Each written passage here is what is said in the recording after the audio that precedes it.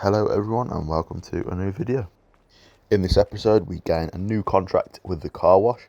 We go and collect a car for washing and we break down on the way back. We then have to get recovered by a wrecker. So we start from home today. We've had electrical contractors in. They have been installing floodlights. One thing we noticed was this area is quite dark as there is very high trees surrounding the properties.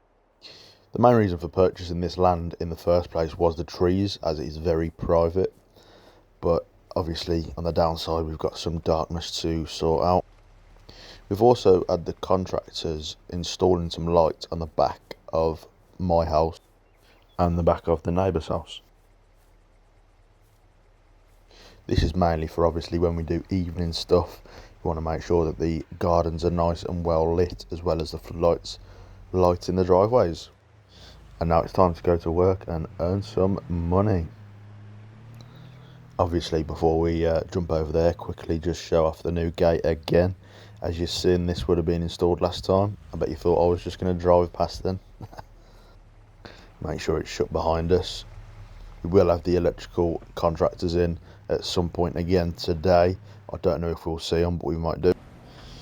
Right. Pulling into the unit, just going to open up the gates. There we go, happy days. Hydraulic bollards, if anybody wants that mod, they are very, very useful and I love them. So we're going to go and park outside the car wash on this one, as we have got the new contract with the car wash, and pretty much this will revolve us going to customers' houses and just picking up their vehicles and dropping them off. If we're lucky, we might be able to get a few videos of us helping the jet washing team out, but this is completely different to our business. So the only paid work that we'll actually be doing will be collecting the clients' cars and delivering them back. Right, lights are on in the unit, shutters are getting opened, and which one do we take? Do we go in the Volvo or do we go in the MAN? You'll see later on in this video that I chose the wrong vehicle. Right, let's get the tachograph card in and get the details sorted. One thing I do like to pride ourselves on is the cleanliness of the vehicles. They are top notch. Obviously, got to do the walk around check, but here I didn't realise that the vehicles were parked a little bit too close, so we'll just pull it out of the unit and have a check out here. So one thing we're looking for mainly is stuff like tyres, mud guards, lights, anything major that you can see significantly, and pretty much like wear and tear. All is good here, so we shall go. That was just a little bit close there. I didn't know what I was doing. But hey ho, I'm going to be leaving the gates open as we will soon be here. I just have to quickly swerve out of the way there to miss the man walking in the road. That bump is a lot less harsh on the rigid, so that's a little plus note. Right, off to the customer's properties we go. We have been told that they are very out the way, through a few backfields. So yeah, we're gonna go and do that now. And this is where the regret started to kick in. So as you can see, this is very bumpy. Yes, the suspension on the Volvos is very harsh, whereas the MAN is a lot more forgiving. We definitely like a challenge, and this is certainly challenging the old Volvo. So while we're en route, I'll give a little breakdown of the contract. It's basically just bringing customers' vehicles to be valeted by the detailing team on our premises. This is only a 6-month contract with the detailing company, as they want to see whether their profit margin is still as high as it would as having the customers deliver their vehicles to them themselves. This is obviously something that we'll look at with the detailing company. But without further ado, let's collect this vehicle. So we did call the owner on the way in.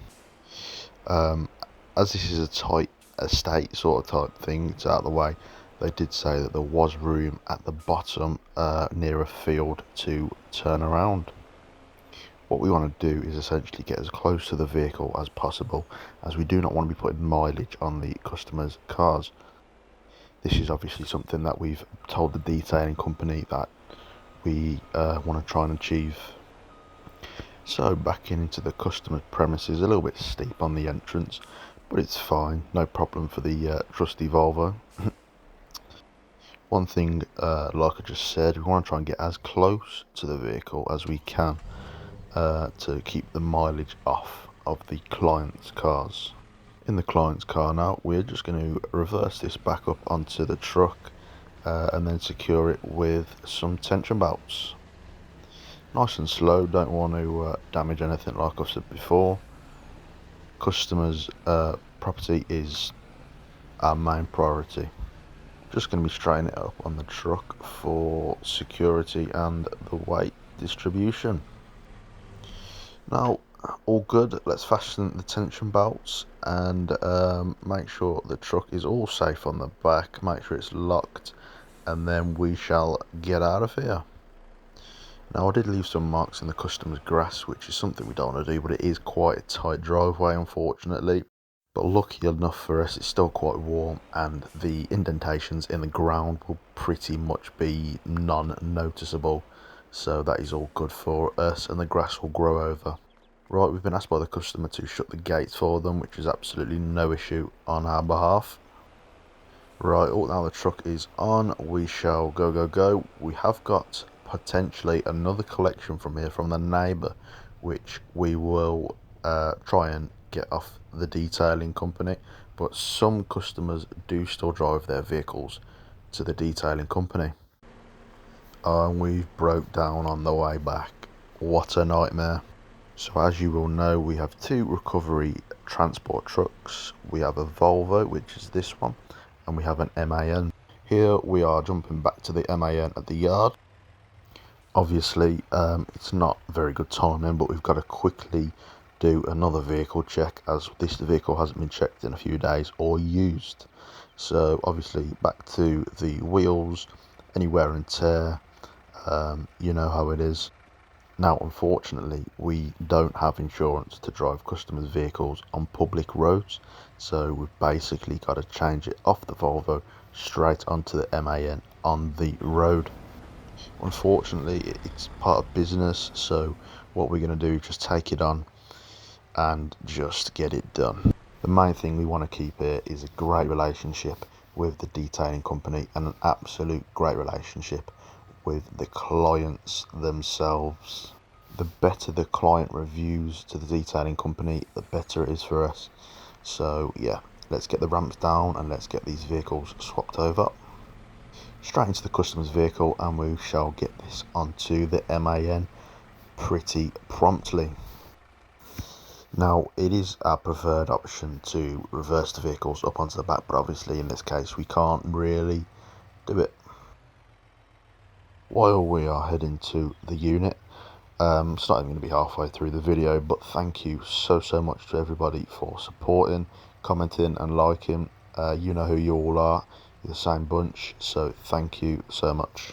If you are new here, please subscribe if you enjoy the content, and any content recommendations or roleplay that you'd like to see, just drop a comment or a message on my Instagram or TikTok, and we will we'll get it up. Right, we have finally arrived at the detailing company.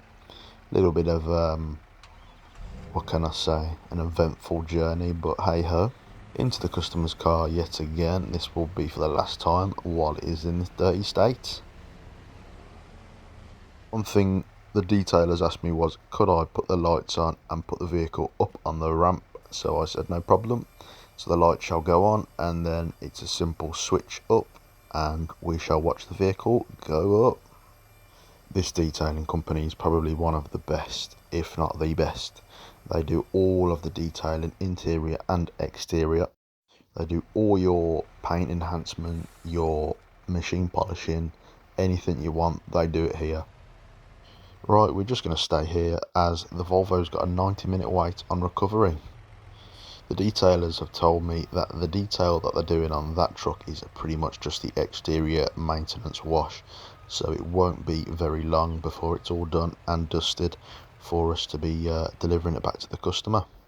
Now, a lot sooner than we thought, but the recovery is underway and the Volvo truck is nearly back in the unit. So while the Volvo is out of action, we will be using the MAN. Luckily, we have the Volvo on R&M with the dealership, so once it's recovered back to our unit here, we will be getting it sent off to the dealership and they will be looking at it themselves. And obviously, if they can't sort it, it'll go off to Volvo. I must say, this recovery driver is some driver. It's no easy skill driving one of these recovery trucks. I think he said it was a little bit, the bump caught the boom a little bit on the bottom there. Right, as the Volvo is nearly in the unit and dropped off, we've just had a call off the detailing company that the car is ready to deliver back to the customer. Now that that is all sorted, look at this truck.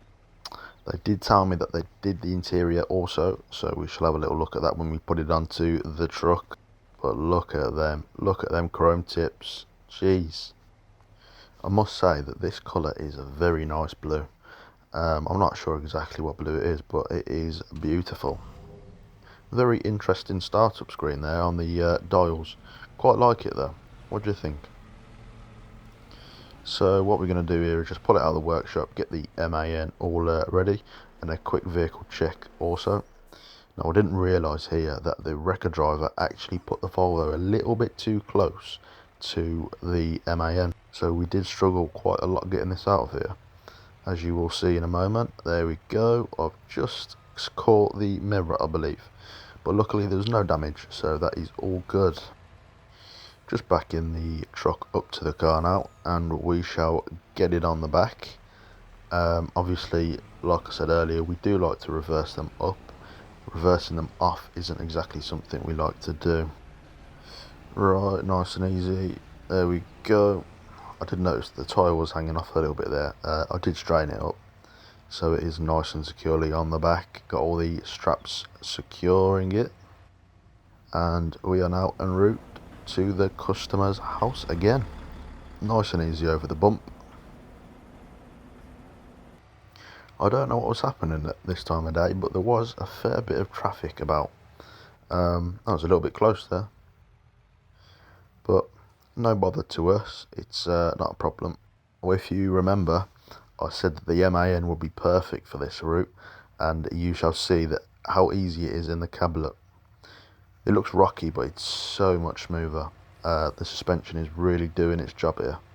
Probably going a little bit too quick, especially with the customer's vehicle on. As you can see, it is bouncing around just a tad, but no problem.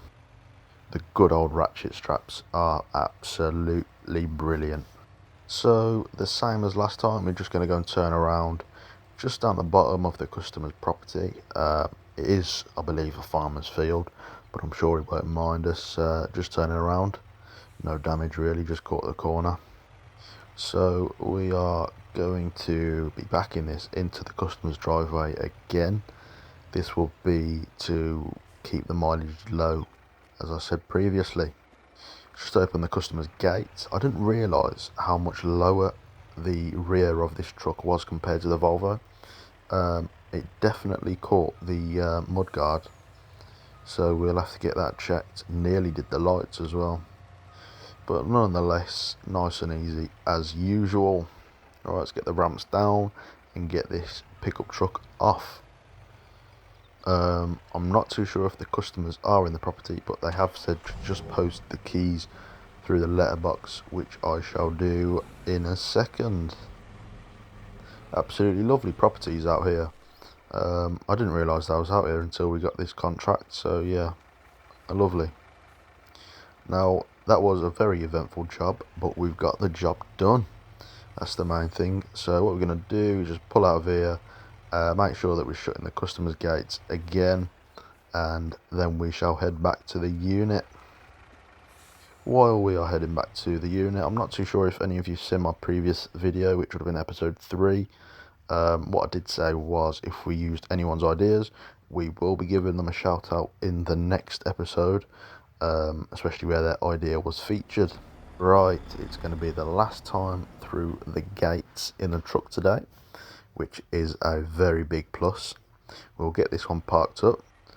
I did get a message off the office that they have been in contact with the dealership and they are sorting out a recovery and to get it all sorted and back on the road. I'm pretty sure that they hope it'll only be off the road for a couple of weeks, which is okay for us at the minute because we're not busy. We're busy, but we're not busy. I will potentially look for another driver soon to run a few jobs here and there. It'll probably only be part-time, but yeah. What we're going to do here is turn off the detailer's lights as they have forgot to. They leave their unit open as there is no reason for them to shut it up, as this is a secure unit with 24-hour security. Now, as I was heading home, received a text off the dealership that they've got a new unit, a Scania. It is a T-cab, which is something we really want. So what we will do in the next episode is have a look at what offers they've got. What we will do in the next episode is make sure that we get that on as soon as possible. The only downside was the T-cab is all white, so it doesn't coincide with our grey, but we can certainly get it sprayed if it is something we decide to purchase. So let's shut this gate up. Finally back at home after a very eventful day. As you can see, the electricians are still here with their nice long trailer behind. That would have been where all the floodlights were. Now they're all up and surrounding the property on. All the house floodlights, I have been told, are wired in. So we are all good for the garden parties.